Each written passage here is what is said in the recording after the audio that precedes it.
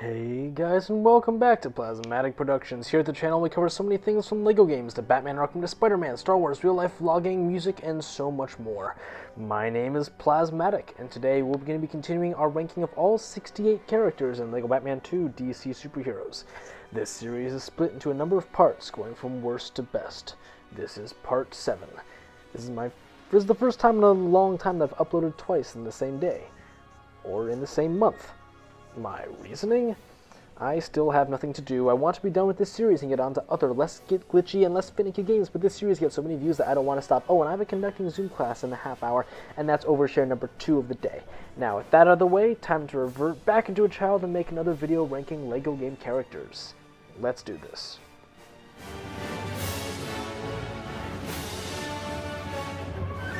First up, we have Green Lantern, aka Hal Jordan. Hal was the first Green Lantern to join the Justice League, being a founding member of it. However, most are probably more familiar with Jon Stewart's Green Lantern from the Justice League animated show. In James Gunn's upcoming Lanterns TV show, I look forward to seeing Jon Stewart in live action, as he's my personal favorite Green Lantern. He and Hal are supposed to be like some buddy cops in this show, which is good to see, because I prefer Jon Stewart. Anyway, in the actual game, Green Lantern has just 2 abilities, but one of them is unique to him.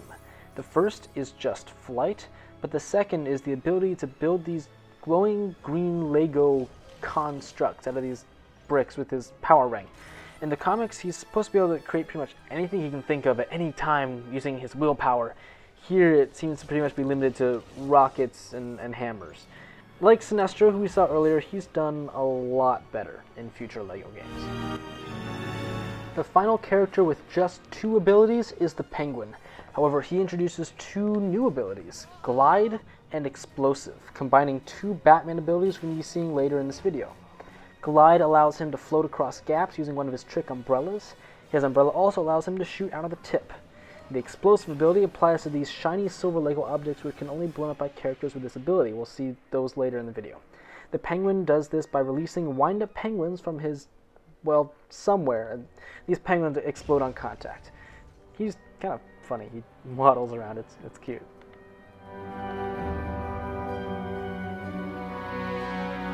Well, now we've got another niche character, but this time we've got 3 abilities. Barely. First off, we have Agility, which we saw back with characters like Harley Quinn and Catwoman. It's nothing special there. Next, we have Toxin Immunity. I don't think we've seen this ability, but if we have, who cares? No one really watches these enough to care. Anyway, there are these puddles of green or purple goo throughout the game, but mostly in the Ace Chemicals level. This would damage most characters, but Poison Ivy can go through them just fine. Lastly, we have Poison Ivy's ability to travel through flower beds. And those are so rare and obnoxious that I really didn't feel like finding one for footage. It's one of those weird, random character-specific abilities I wish didn't exist, but here we are.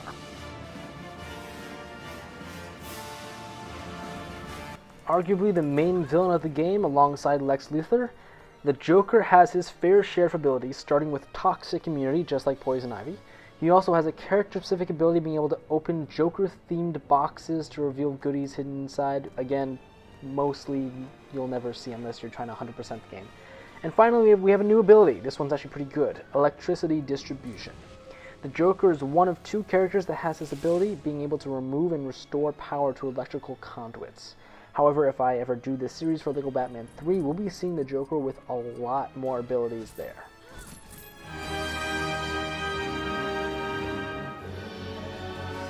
These next 4 characters are all going to be some of Batman's alternate suits, starting with the cleverly named Bat Suit. Yeah.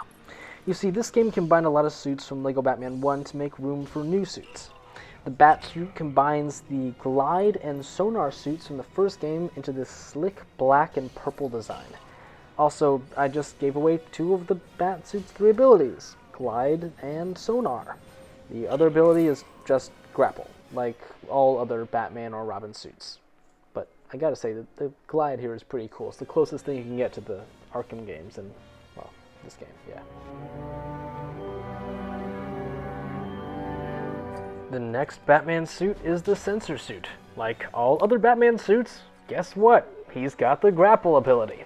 However, we haven't seen his other 2 abilities yet on this list, starting off with X-Ray. There are a number of these green walls that characters with this ability can see through to solve puzzles. The other ability is unique to this suit, it being invisibility. At the press of a button, Batman can make himself invisible both to the naked eye and to security cameras, allowing him to access previously inaccessible areas.